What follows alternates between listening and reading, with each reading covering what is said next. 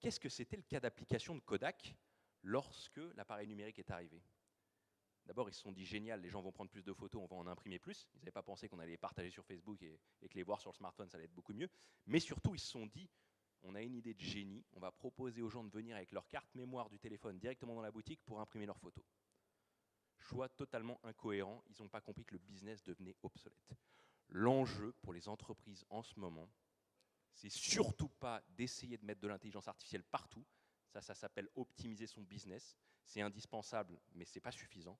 Ça va être simplement de comprendre ce que c'est que l'intelligence artificielle et ce que ça fait. Et une fois qu'elles ont compris ça, de se demander si leur activité, ce qui leur fait gagner de l'argent aujourd'hui, existera encore avec l'intelligence artificielle, et si oui, à quoi elle ressemblera. Et à ce moment-là, de mettre de l'intelligence artificielle. Ne surtout pas faire du use case pour du use case, parce qu'à ce moment-là, toutes les entreprises se retrouveront au même niveau de maturité technologique, tous les concurrents dans le même secteur, plus aucune différenciation en termes de valeur n'existera. L'enjeu pour les entreprises, ça va être de se comporter comme des entrepreneurs, de se demander où sera la valeur une fois que l'intelligence artificielle aura impacté leur business. En voulant mettre des use cases, on cherche simplement à optimiser un business, pas à créer de la valeur, pas à chercher de la valeur ailleurs. Le problème aussi, c'est les cabinets de conseil en ce moment. Il y a beaucoup de cabinets de conseil qui viennent parler d'innovation, qui se présentent même comme des cabinets de conseil en rupture, en disruption, et qui veulent accompagner les entreprises sur leur transformation, leur disruption de ces modèles. Mais est-ce que vous imaginez une seconde s'il y a quelques années, les taxis étaient allés voir un cabinet de conseil en stratégie pour leur demander comment faire leur transformation digitale, comment éviter de se faire disrupter?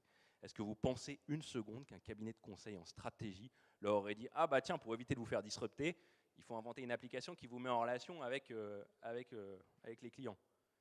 Personne dans un cabinet de conseil n'aurait eu cette idée de disruption. Pourquoi?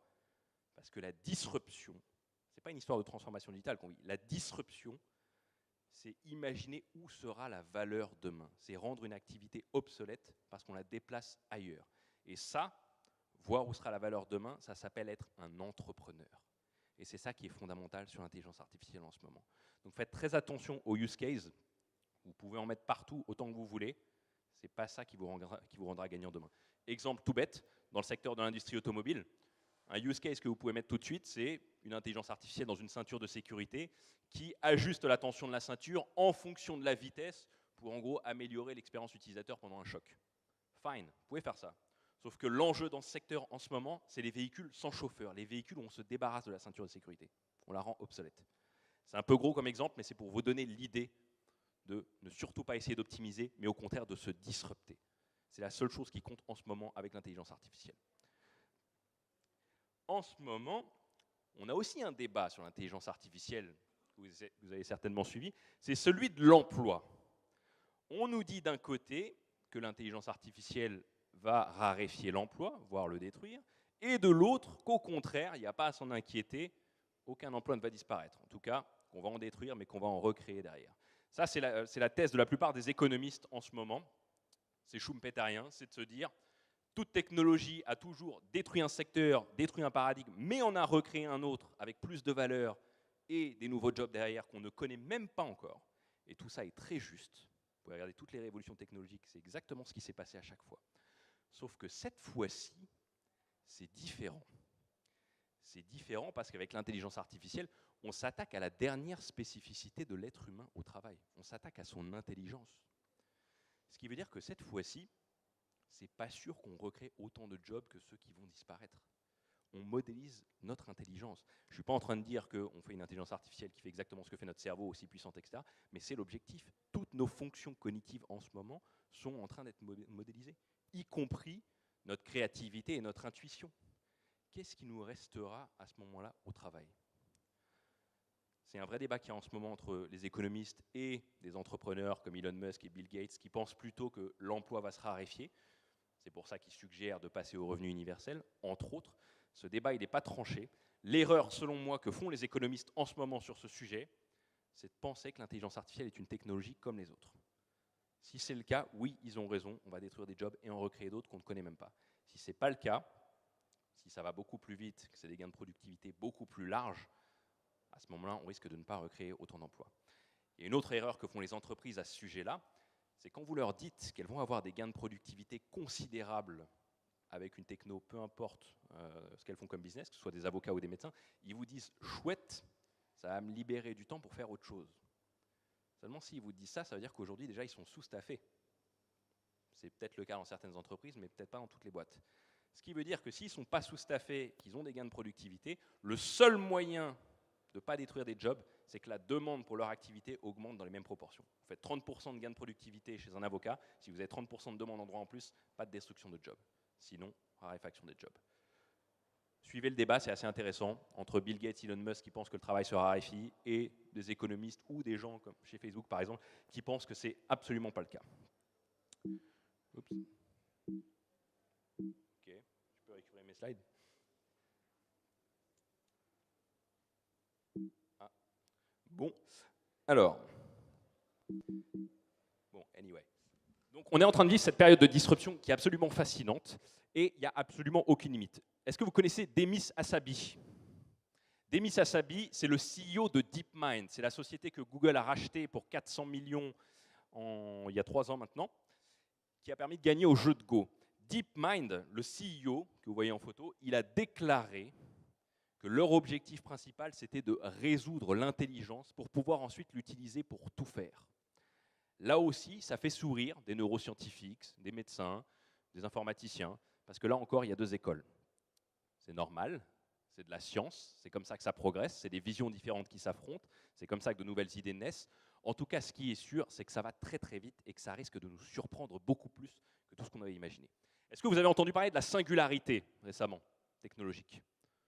Alors la singularité technologique, c'est le moment où, théoriquement, les machines deviendraient aussi intelligentes que nous, voire nous dépasseraient en intelligence, où elles commenceraient à être capables de s'auto-complexifier, un peu comme l'ADN sur le vivant, à développer leurs propres objectifs, etc. C'est une théorie, certains disent que ça n'arrivera jamais. Selon Ray Kurzweil, le patron de l'ingénierie chez Google, enfin, qui est cité comme un patron de l'ingénierie chez Google, on y arrivera à la vitesse actuelle du développement exponentiel de l'intelligence artificielle aux environs 2029-2030. D'autres chercheurs n'y croient absolument pas. C'est normal puisque c'est comme ça qu'on progresse. En tout cas, ça va très très vite. Marvin Minsky, vous connaissez Marvin Minsky? C'est l'un des plus grands chercheurs au monde en intelligence artificielle et en sciences cognitives au MIT, qui est décédé il n'y a pas longtemps, disait que rien n'allait pouvoir empêcher des machines d'atteindre un niveau d'intelligence comparable au nôtre, voire de le dépasser, à moins qu'on les en empêche. C'est ce point de singularité auquel faisait référence Ray Kurzweil. Ce qui est certain dans cette histoire d'intelligence artificielle, c'est que quoi qu'il arrive, on découvre de plus en plus le fonctionnement de notre propre intelligence. Parce que je ne sais pas ce que vous avez remarqué, mais depuis tout à l'heure, je vous montre les progrès qu'on fait en intelligence artificielle, en deep learning, en reinforcement learning, tous les résultats qu'on a qui sont considérables dans tous les secteurs, mais à aucun moment je vous ai défini ce que c'était que l'intelligence humaine. C'est parce que là aussi c'est de la science, les chercheurs ne sont pas d'accord, vous pouvez trouver 15 définitions différentes. Ce qui est sûr, c'est qu'à chaque fois qu'on étudie le cerveau, on fait de nouvelles découvertes sur son fonctionnement et on remet en cause des idées qui étaient généralement acceptées sur son fonctionnement. Et en plus de ça, on a de nouvelles pistes pour le découvrir et pour créer de l'intelligence artificielle. En développant ces recherches, on améliore notre connaissance de l'intelligence artificielle. Et en développant de l'intelligence artificielle, on affine notre compréhension de notre propre intelligence. Alors mon objectif aujourd'hui, ce n'était pas de vous faire peur, et encore moins de vous faire rêver. J'ai conscience qu'il y a des choses qui font peur sur l'intelligence artificielle. Mon point de vue, c'est qu'il ne faut absolument pas en avoir peur, pour une raison simple, c'est qu'on vit une période de disruption, mais qu'on est tous dans le même bateau dans cette histoire. C'est plus, comme auparavant, une industrie contre une autre, c'est plus un secteur contre un autre, c'est plus un métier contre un autre, c'est tout le monde concerné en même temps et à la même vitesse. C'est ça qui doit nous rassurer. Ce qui est certain, notre cerveau n'a pas tendance à le voir, c'est qu'on va créer énormément de valeur dans les prochaines années. Pensez à guérir les maladies, même si ça ne se mesure pas financièrement, c'est quelque chose de considérable pour l'humanité. Pensez à améliorer tous les problèmes environnementaux. On a déjà des intelligences artificielles qui commencent à nous proposer des solutions d'optimisation sur ces sujets.